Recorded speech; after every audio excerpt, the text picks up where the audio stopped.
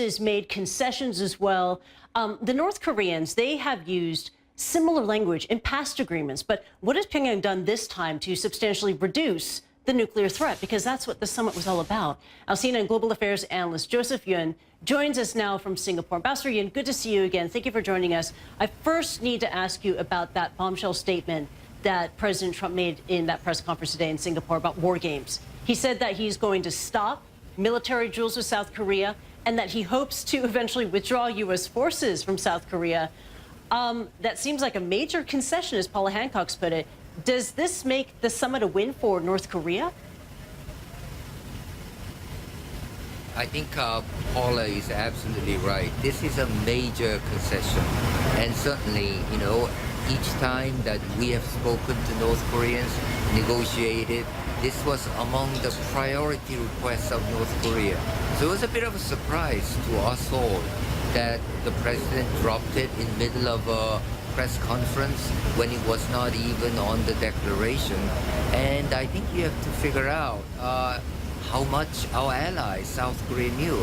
After all, these are joint exercises, and the reaction from Blue House so far is that they were caught surprise, and apparently, according to Paula, also the U.S. forces in Korea.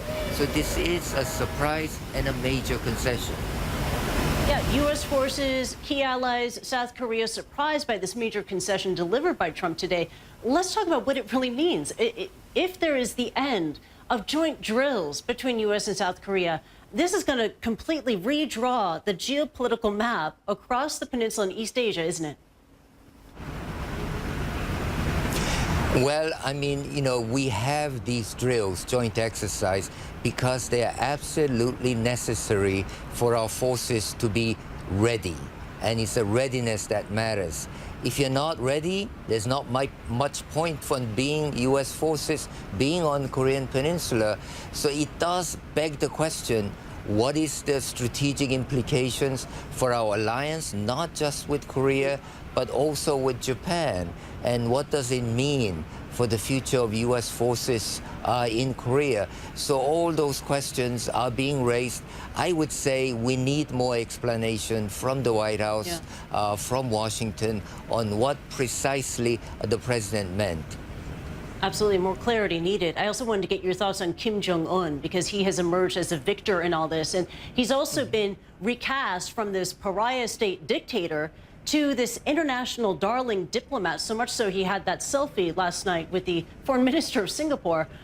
We know that this man is ruthless, but people believe that he is a reformer. He wants to change his country. Do you buy that? Can you say that again? I didn't quite catch the last sentence. Do you believe that Kim Jong Un is a reformer? Will he bring positive change to North Korea?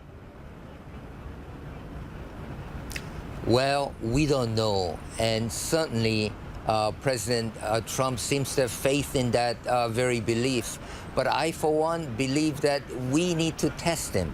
We need to test him, press him, that it is way too early to assume that he's going to bring positive changes. Maybe he will, maybe he won't. But so far, I would say he has shown no concrete actions that he is committed to positive change. And what does positive change mean in this context? One, denuclearization. Two, I would say human rights are also quite important, Kristie.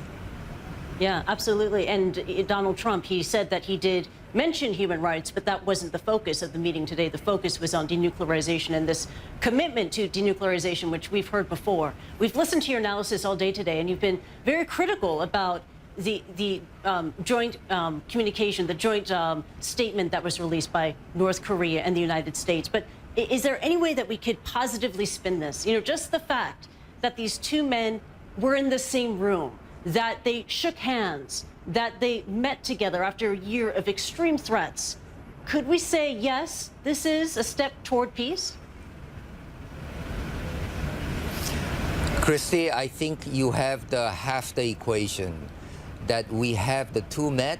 I mean, we saw all the great diplomatic pageantry, long limousine lines warm handshakes and two arch enemies getting together to say, yes, they believe in peace, they believe in change.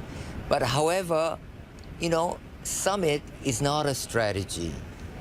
Summit means to bring together people, so there's got to be substance to it. So I'm disappointed at second half, which is the declaration, commitments. There was not much commitment from North Koreans that they will change. So, I hate to be on the one hand, on the other hand, but that's what it is at the moment. Yeah, the summit, as you say, is not a strategy. We need to see details. We need to see action. Ambassador Yin, thank you so much for joining us here on the program, and take care.